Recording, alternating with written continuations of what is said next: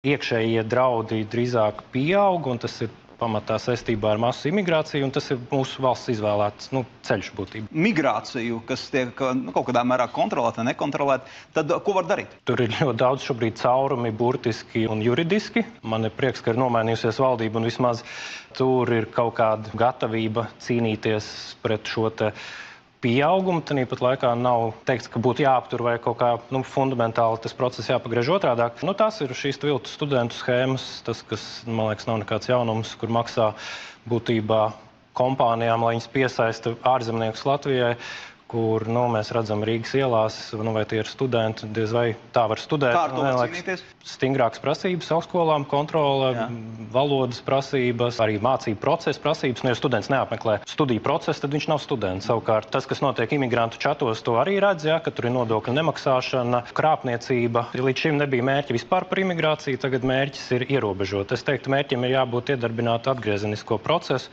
jo arī kontrolēta legāla imigrācija, kā to rāda rietumu pieredze, arī ar to jau viss sākās. Vācija, Lielbritānija, visas šīs rietumu valstis ļoti korekti, visu ļoti pareizi darīja 50. un 60. gados no savām bijušajām kolonijām, angļu, vācu un citās valodās runājoši paraugi imigrantus, pagāja 2-3 paaudzes, tur jau it kā integrēti imigranti ir tie, kas veic teroraktus, viņi veido savus kopienas.